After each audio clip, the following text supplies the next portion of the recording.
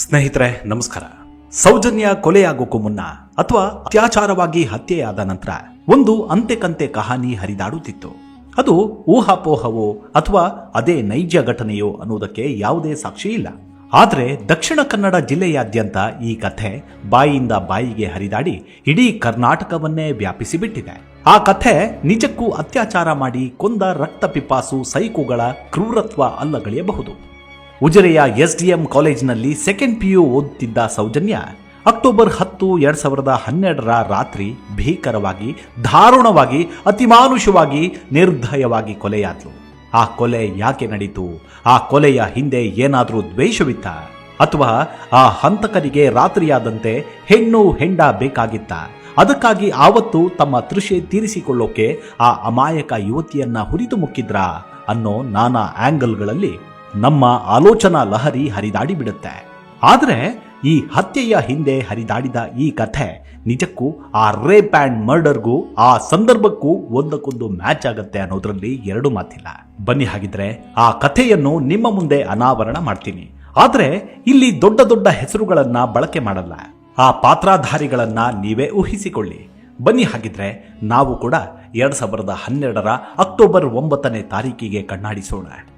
ಅದು ಅಕ್ಟೋಬರ್ 8 ಬೆಳಗ್ಗೆ 8 ಗಂಟೆ. ಅಂದ್ರೆ ಹತ್ಯೆಯಾಗೋಕ್ಕೂ ಒಂದು ದಿನ ಮುಂಚಿತವಾಗಿ ಸೌಜನ್ಯ ತನ್ನ ತಾಯಿ ಕುಸುಮಾವತಿಯೊಂದಿಗೆ ಮಾತನಾಡುತ್ತಾ ತಾನು ವ್ಯಾಸಂಗ ಮಾಡ್ತಿದ್ದ ಕಾಲೇಜಿನ ಬಗ್ಗೆ ಮಾತಿಗಿಳಿತಾಳೆ. ಅದೇನಂದ್ರೆ, ಚಿಕ್ಕದಣಿಯ ಮಕ್ಕಳು ತುಂಬಾ ರೌಡಿಸಂ ಮಾಡ್ತಾರೆ, ಕಾಲೇಜಿನಲ್ಲಿ ವಿದ್ಯಾರ್ಥಿಗಳಿಗೆ ಹಿಂಸಿಸ್ತಾರೆ, ಗುಂಪು ಕಟ್ಟಿಕೊಂಡು ಹುಡುಗಿಯರನ್ನ ಚುಡಾಯಿಸ್ತಾರೆ ಎಂದು. ಆಗ ತಾಯಿ, ನಮ್ಗೆ ಯಾಕೆ ಬಿಡಮ್ಮ, ದೊಡ್ಡೋರು ಏನ್ ಮಾಡಿದ್ರೂ ನಡೆಯುತ್ತೆ, ಕೇಳೋರು ಯಾರು ಅನ್ನೋ ಹಾಗೆ ಮಗಳಿಗೆ ಸಮಜಾಯಿಷಿಕೆಯನ್ನು ನೀಡಿ ಸಮಾಧಾನ ಪಡಿಸ್ತಾರೆ. ಅಂದು ಸೋಮವಾರ ಆದ್ದರಿಂದ ಸೌಜನ್ಯ ಕೂಡ ಕಾಲೇಜಿಗೆ ಸರಿಯಾದ ಸಮಯಕ್ಕೆ ತೆರಳುತ್ತಾಳೆ. ಆದರೆ ಅಂದು ಆಗಿದ್ದೇ ಬೇರೆ. ಯಾಕಂದ್ರೆ ಆಕೆಯ ಸ್ನೇಹಿತೆಯೋ ಅಥವಾ ಸಹಪಾಠಿಯನ್ನೋ ಅದೇ ಹೈ ಪ್ರೊಫೈಲ್ ಗ್ಯಾಂಗ್ ಆಕೆಯೊಂದಿಗೆ ವಿನಾಕಾರಣ ಅಸಭ್ಯವಾಗಿ ವರ್ತಿಸತೊಡಗುತ್ತೆ. ಹೇಗೂ ವಯಸ್ಸಿಗೆ ಬಂದ ಸಂಸ್ಕಾರಸ್ಥ ಮನೆ ಮಕ್ಕಳು ಸ್ವಲ್ಪ ಧ್ವನಿಯನ್ನ ಏರಿಸಿ ಆ ಪುಡಾಂಗುಗಳಿಗೆ ಉತ್ತರಿಸ್ತಾಳೆ. ಆ ಚಿಕ್ಕ ಮಾತು ಮೈಯೆಲ್ಲ ಮದ ತುಂಬಿಕೊಂಡಿದ್ದ ರಕ್ಕಸರಿಗೆ ಭರಿಸಲಾಗದ ಅವಮಾನವಾಗಿ ಪರಿಣಮಿಸಿ ಬಿಡುತ್ತೆ. ಅಲ್ಲಿಗೆ ಎಲ್ಲವೂ ಮುಗೀತು ಅಂತ ಸುಮ್ಮನಾಗಿ ಆ ಹೆಣ್ಣು ಮಕ್ಕಳು ತಮ್ಮ ಕೆಲಸದತ್ತ ಗಮನ ಹರಿಸಿದ್ರು. ಆದ್ರೆ ಆ ಗ್ಯಾಂಗ್ಗೆ ಮಾತ್ರ ಆ ಅವಮಾನಕ್ಕೆ ಪ್ರತೀಕಾರ ಬೇಕಾಗಿತ್ತು. ಅದು ಎಂಥದ್ದು ಅಂದ್ರೆ, ತಮ್ಮ ವಿರುದ್ಧ ಯಾರು ಮಾತನಾಡಬಾರದು, ನಮ್ಮನ್ನ ತಲೆ ಎತ್ತಿ ನೋಡಬಾರದು ಎಂಬ ಕ್ರೂರ ನಿರ್ಧಾರವದು. ಅದು ಗುಬ್ಬಿ ಮೇಲೆ ಬ್ರಹ್ಮಾಸ್ತ್ರದ ಪ್ರಯೋಗಕ್ಕೆ ಸಂಚು. ಅದಾಗಲೇ ಆ ವಿಕೃತ ಗ್ಯಾಂಗ್ನ ಮರ್ಯಾದೆ ಇಡೀ ಊರಿನ ಜನಕ್ಕೆ ತಿಳಿದಿತ್ತು. ಅವರ ದರ್ಪ, ಅವರ ನಡತೆ, ಅವರ ವಿಕೃತ ಮನಸ್ಥಿತಿಯ ಬಗ್ಗೆ ಊರಿನ ಜನ ಛೀಮಾರಿ ಹಾಕ್ತಿದ್ರು. ಆದರೆ ಅವರ ವಿಕೃತ ಮತ್ತೊಂದು ಹಂತಕ್ಕೆ ಹೋಗಬಹುದು ಅಂತ ಅನಿಸಿರ್ಲಿಲ್ಲ. ಈ ಹಿಂದೆ ನಡೆದಿದ್ದ ಕೇಸ್ಗಳಿಂದಲೇ ಜನ ಸಾಕಷ್ಟು ನೊಂದಿದ್ರು. ಮಾತ್ರವಲ್ಲ, ನಮಗೆ ಯಾಕೆ ಬೇಕು ವಿನಾಕಾರಣ ಅನಿಷ್ಟವನ್ನ ಮೈ ಮೇಲೆ ಎಳೆದುಕೊಳ್ಳೋದು ಅಂತ ತಮ್ಮ ಪಾಡಿಗೆ ತಾವಿದ್ರು. 2003 2012 ಮಹಿಳೆಯರು, ಯುವತಿಯರು ಸೇರಿ 10 ಮಂದಿ ನಿಗೂಢವಾಗಿ ಕಣ್ಮರೆಯಾಗಿದ್ರು. ಅಲ್ಲದೆ ಅವರು ಏನಾದ್ರು ಅನ್ನೋದೇ ಇಂದಿಗೂ ತಿಳಿದಿಲ್ಲ. ಹಾಗಾಗಿ ತಮ್ಮ ಮನೆಯ ಹೆಣ್ಣು ಮಕ್ಕಳನ್ನ ಭದ್ರ ಮಾಡೋಕೆ ಮಾತ್ರ ಮನೆ ಯಜಮಾನರ ಹರಸಾಹಸವಾಗಿತ್ತು. ಅಲ್ಲದೆ ಆ ವಿಕೃತ ಗ್ಯಾಂಗ್ನ ವೀಕ್ನೆಸ್ ಏನಂದ್ರೆ, ಅದು ಕೇವಲ ಹೆಣ್ಣು ಹಾಗೂ ಹೆಂಡ ಡ್ರಗ್ಸ್ ಮಾತ್ರವಾಗಿತ್ತು ಅನ್ನೋದು ಗುಟ್ಟಾಗೇನೂ ಉಳಿದಿರಲಿಲ್ಲ. ಅದೆಷ್ಟೋ ಹೆಣ್ಣು ಮಕ್ಕಳು ಅವರ ಕ್ರೂರತೆಗೆ ಬಲಿಯಾಗಿ ಇಂದಿಗೂ ಮೌನವಾಗಿ ಜೀವನ ನಡೆಸುತ್ತಿರುವವರು ಇದ್ದಾರೆ. ಆದರೆ ಮುಂದೆ ಬರುವ ಧೈರ್ಯ ಯಾರಲ್ಲೂ ಇಲ್ಲ. ಹೀಗೆ ಅಕ್ಟೋಬರ್ 8 ಆ ಕಾಲೇಜಿನ ವಿದ್ಯಾರ್ಥಿನಿಯಿಂದಾದ ಅವಮಾನಕ್ಕೆ ಆ ಪುಡಾಂಗ್ ಗ್ಯಾಂಗ್ ಹೊಂಚು ಹಾಕುವುದಕ್ಕೆ ಶುರು ಮಾಡ್ತು.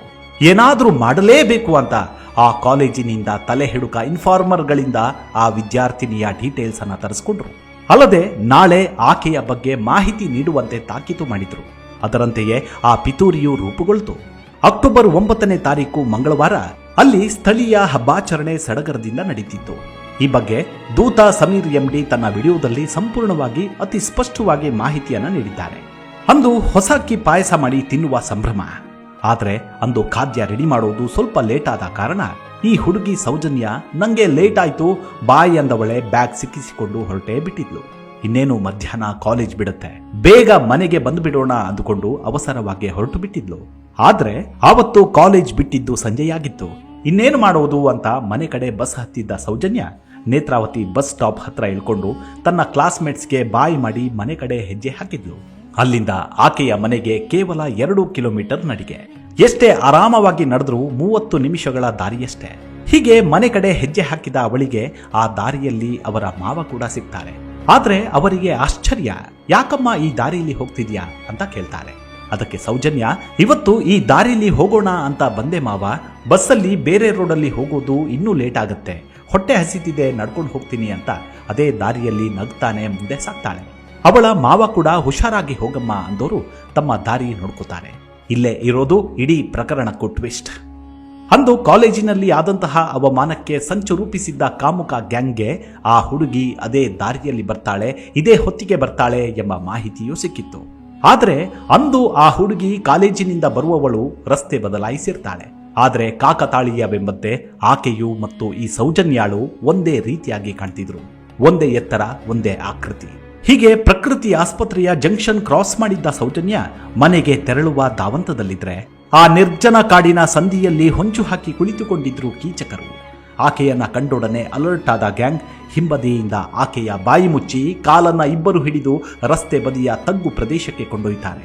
ಅಲ್ಲಿಂದ ಸೌಜನ್ಯ ಮನೆಗೆ ಕೇವಲ 10 ನಿಮಿಷದ ಪ್ರಯಾಣವಾಗಿತ್ತಷ್ಟೇ. ಆದರೆ ಆಕೆಯ ಧ್ವನಿಯು ಗಾಳಿಯಲ್ಲಿ ಬೆರೆಯದಂತೆ ಬಾಯಿಯನ್ನ ಅದುಮಿ ಬಿಟ್ಟಿದ್ರು ನೀಚರು. ನಂತರ ಆ ಕಾನನದ ರಮಣೀಯ ಸೌಂದರ್ಯದಲ್ಲಿ ನತದೃಷ್ಟೆ ಸೌಜನ್ಯ ಬೆತ್ತಲಾಗಿದ್ಲು. ಆ ಕ್ರೂರಿಗಳು ಮೇಲೆರಗಿ ವಿಕೃತಿ ಸಾಧಿಸಿಬಿಟ್ರು. ಆದರೆ ಅದಾಗಲೇ ಅವರಲ್ಲಿಗೆ ಒಬ್ಬಾತನಿಗೆ ಕಾಲ್ ಬಂತು. ಆಕೆ ಇನ್ನೂ ಇಲ್ಲೇ ಇದ್ದಾಳೆ, ಇನ್ನೂ ಬಂದಿಲ್ಲ ಎಂಬ ಸುದ್ದಿ. ಈ ಮಾತು ಕೇಳಿದ ಧಣಿ ಮಗ ಬೆವರೋದಕ್ಕೆ ಶುರುವಾದ. ಹಾಗಾದ್ರೆ ಈಕೆ ಯಾರು? ಆದ್ರೆ ಆ ಕ್ಷಣ ಏನು ಮಾಡಲಾಗುತ್ತಿರಲಿಲ್ಲ. ಬಿಟ್ಟು ಕಳಿಸಿದ್ರೆ ನಮಗೆ ಉಳಿಗಾಲವಿಲ್ಲ, ಹೋಗ್ಲಿ ಜೀವಂತ ಬಿಟ್ರು ನಮ್ಮ ಜೀವಕ್ಕೆ ಆಪತ್ತು ಎಂದವರಿಗೆ ಏನು ಮಾಡಬೇಕೆಂದು ಆಲೋಚಿಸತೊಡಗ್ತಾರೆ. ಆ ಸಮಯದಲ್ಲೂ ಆಕೆಯ ಮೇಲೆ ಮತ್ತೊಮ್ಮೆ ಮಗದೊಮ್ಮೆ ಮೇಲೆರಗಿ ವಿಕೃತವಾಗಿ ಬಳಸಿಕೊಳ್ತಾರೆ. ಅದಾಗಲೇ ಕತ್ತಲಾವರಿಸಿತ್ತು. ಇತ್ತ ಕಡೆ ತನ್ನ ಮಗಳ ದಾರಿಯನ್ನೇ ಚಿಂತಾಕ್ರಾಂತಳಾಗಿ ನೋಡುತ್ತಿದ್ದ ತಾಯಿ ಕುಸುಮಾವತಿಗೆ ಏನೋ ಸುಳಿವು ಸಿಕ್ಕಿದಂತಾಯಿತು.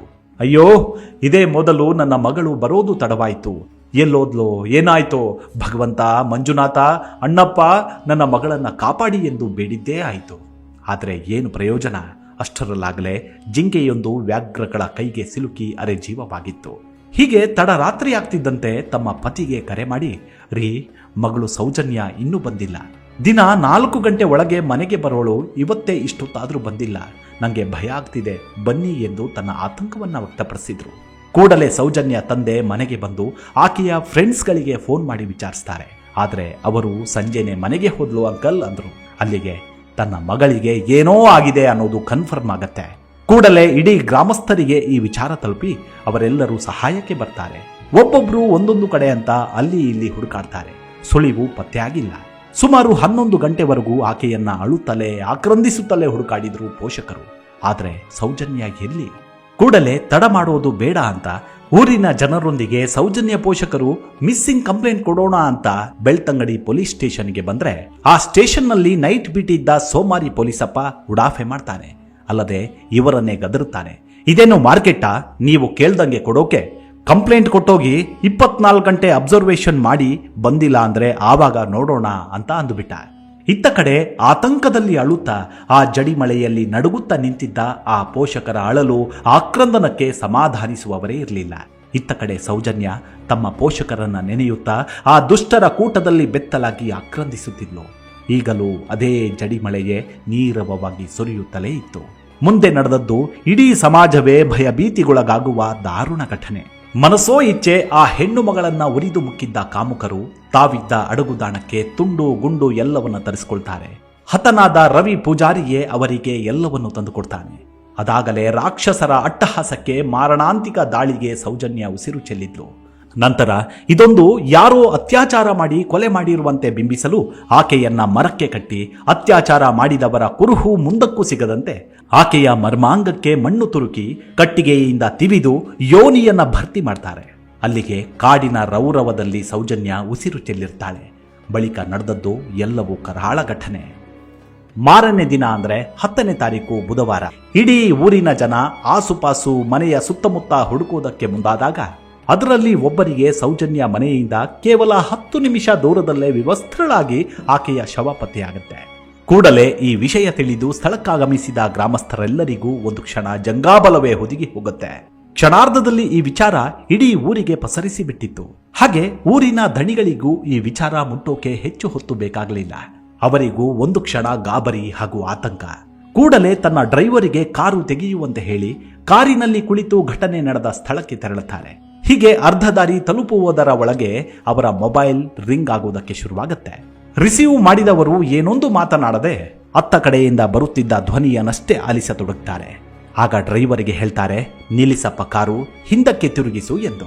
ಅದರಂತೆ ಹೇಳಿದ ಕೆಲಸ ಮಾಡಿದ ಡ್ರೈವರ್ ತನ್ನ ಕೆಲಸದಂತೆ ಕಾರನ್ನ ಹಿಂದಕ್ಕೆ ತಿರುಗಿಸಿದ. ಆದರೂ ಮನೆ ಕೆಲಸದವರು ಊರಿಗೆ ಹಿತೈಷಿಗಳು ಎಂಬಂತೆ ಈ ವಿಚಾರ ಒಳಗೊಳಗೆ ಗೌಪ್ಯವಾಗಿ ಹರಿದಾಡತೊಡಗಿತ್ತು. ನಾನಾ ಕಥಾನಕಗಳಿಗೆ ಆಸ್ಪದ ನೀಡಿತು. ಅಲ್ಲದೆ ಆ ಕರೆ ಬಂದದ್ದು ಯಾರದ್ದು ಅಥವಾ ಆ ಕರೆಯಲ್ಲಿ ತಿಳಿಸಿದ್ದ ವಿಚಾರವೇನು ಅನ್ನೋದು ಇಂದಿಗೂ ನಿಗೂಢ. ಆದರೆ ಆ ಫೋನ್ ಕರೆಯ ನಂತರ ದಣಿಗಳಲ್ಲಿ ಬದಲಾವಣೆಯಾಗಿತ್ತಂತೆ. ನಂತರ ನಡೆದುದರ ಬಗ್ಗೆ ಎಲ್ಲರಿಗೂ ತಿಳಿದಿರುವಂಥದ್ದೇ. ಮುಂದೆ ನಡೆದದ್ದು ಪೊಲೀಸಪ್ಪನ ಕಣ್ಣಾಮುಚ್ಚಾಲೆ. ಅಂತೂ ತಬ್ಬಲಿಯಂತೆ ಅತಿ ಕ್ರೂರವಾಗಿ ಬಲಿಯಾದ ಸೌಜನ್ಯ ಕಣ್ಣಾಲಿಗಳಲ್ಲಿ ಆ ನರಭಕ್ಷಕರ ಆರ್ಭಟ, ಅಟ್ಟಹಾಸ ಅದ್ಹ್ಯಾಗೆ ಮೂಡಿದ್ಯೋ ಊಹಿಸೋದು ಕಷ್ಟ ಸಾಧ್ಯ. ಅಷ್ಟೊಂದು ಭೀಕರವಾಗಿ ಹತ್ಯೆ ಮಾಡಬೇಕಂದ್ರೆ ಅದಕ್ಕೊಂದು ಕಾರಣವೂ ಇರಬೇಕು. ಅಲ್ಲೊಂದು ದ್ವೇಷವೋ ಪ್ರತೀಕಾರವೋ ಇರಲೇಬೇಕಲ್ವಾ? Medical report, post mortem report ನೋಡಿದ್ರೆ ಅದೊಂದು ಕ್ರೂರಿಗಳು, ಸೈಕೋಗಳು ಮಾಡಬಹುದಾದಂತಹ ಕೃತ್ಯವೆಂದೇ ಭಾಸವಾಗುತ್ತೆ. ಆಕೆಯ ರಿಬ್ಸ್ ಮುರಿದಿತ್ತು, 2 ಮೊಣಕೈಗಳು ಮುರಿದಿದ್ವು, ಬಲಗಾಲಿನ ಮಂಡಿ ಮುರಿದಿತ್ತು. ಅಲ್ಲದೆ ಆಕೆಯ ಎದೆಯ ಭಾಗದಲ್ಲಿ ಹಲ್ಲಿನ ಗುರುತುಗಳಿದ್ವು, ತುಟಿ ಹರಿದಿತ್ತು. ಮಲ್ಟಿಪಲ್ ಫ್ರ್ಯಾಕ್ಚರ್ನಿಂದ ಆಕೆ ಬದುಕುಳಿಯುವ ಅವಕಾಶವೇ ಇರಲಿಲ್ಲ. ಅಂತೂ ಸೌಜನ್ಯ ನಮ್ಮೊಂದಿಗೆ ನಮ್ಮ ಭಾವನೆ, ನಮ್ಮ ಧ್ವನಿ, ನಮ್ಮ ರೋಷಾವೇಶದಲ್ಲಿ ಆರ್ಭಟಿಸ್ತಿದ್ದಾಳೆ. ಆದಷ್ಟು ಬೇಗ ಆಕೆಗೆ ನ್ಯಾಯ ಸಿಗಲೇಬೇಕು.